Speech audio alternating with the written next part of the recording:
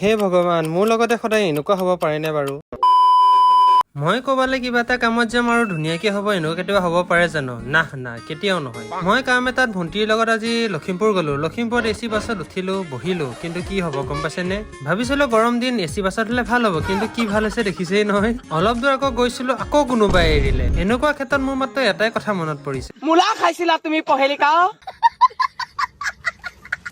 AC বাছত উঠিলে এইটোৱে প্ৰব্লেম, বাহিৰত থৌ পেলাব নোৱাৰি। এনেকৈ যেনে তেনে গোন্ধ লৈ আহিলৈ পালোহি আৰু লখিমপুৰৰ পৰা কোনে কোনে চাই আছা মোক কমেণ্ট এটা কৰি জনাবাচোন। আহিলৈ জানি বুজি চিন নোপোৱা হোটেল এখনত সোমালো, তাৰ পৰা বোলো কিবা এটা খাই লওঁ। খোৱাৰ নামত কি আৰু ফ্ৰাইড ৰাইচ খালো। খাই মেলি ভণ্টিক তাতে থৈ লৈ মই বোলো নাওবৈচালৈ যাওঁ। নাওবৈচাত মানে আমাৰ পৰিয়াল আছে, এইজনী হৈছে মোৰ আইতা। মামাহঁতৰ স্কুটিখন লৈ অকমান দুই এঘৰ মানুহ ফুৰি আহিলৈ। এইটো হৈছে মোৰ ভাইটি, ইয়াৰ নাম হৈছে গোলোক। যিহে গৰম পেলাইছে, আমুল কুল খাই ৰাস্তাটো আহিলো আৰু যেনে তেনে আহি আছো, কিন্তু কিহে ঠেকেচা খুৱাইছে দেখিছে নহয় আপোনালোকে। মই কলে বিশ্বাস নকৰে, পৰ্দা এইখন চাওক নাই। আহোঁতে ৰাস্তাত একে জুবিনদাৰ গান লগাই দিছে, কোনে পায় আৰু।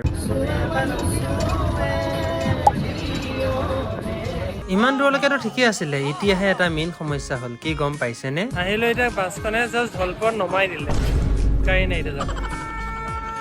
কাইলৈ পৰিছে অসম বন্ধ, মানে চকা বন্ধ।